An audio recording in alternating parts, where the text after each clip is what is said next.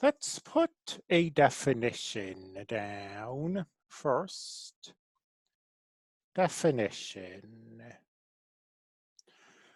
We're going to look at something called a dynamical system. And dynamical systems are their own major area of mathematics, but we're only going to look at a very limited case. So what this dynamical system is going to do is it's going to take some initial value, call it x sub 0. It's going to transform it into another value, x sub 1. It's going to transform that into another value. And it's going to just keep doing that forever. You've already seen in calculus an example of a dynamical system. That example is the root finding method. Newton's method, where you start by inputting some guess and then define x sub n plus 1 to be x sub n minus f of x sub n divided by f prime of x sub n. So this is a dynamical system. You start with x sub 0. You use this formula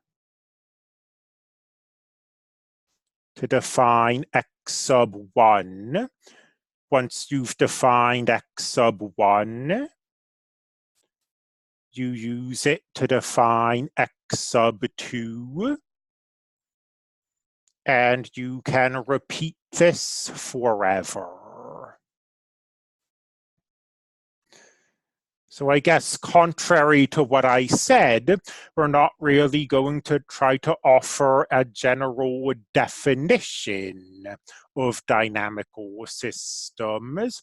That would be a bit outside of the scope of this course. We're just going to try to understand them as a list of values, where every value in the list comes from the previous value. And we've seen an example of this, Markov chains, where you have some initial probability distribution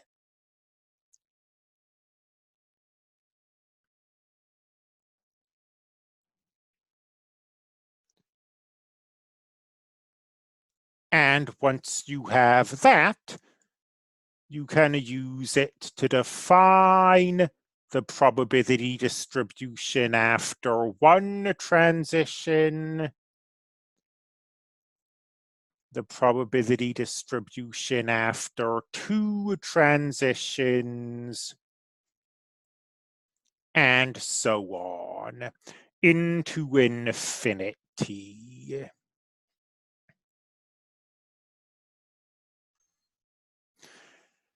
Now, this kind of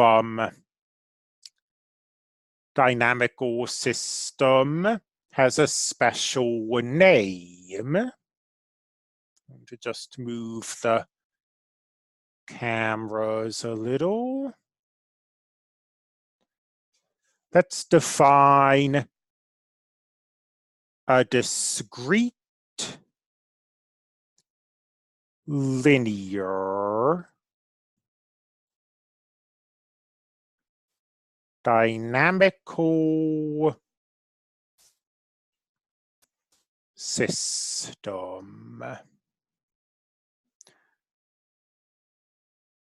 We'll have an initial value, x sub 0, and then every other value is going to be a matrix times the previous value. So Markov chains provide an example of this. However, not every discrete linear dynamical system represents a Markov chain.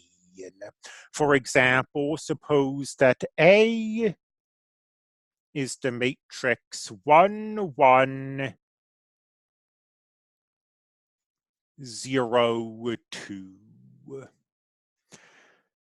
This defines a discrete linear dynamical system just fine, but it cannot define a Markov chain. That's because for a Markov chain, this transition matrix needs to be stochastic. All of its entries need to be between 0 and 1. So this leaves us out immediately. And also, all of the columns have to sum to 1, which neither of these columns does. So it's a discrete linear dynamical system, but it's not a Markov process.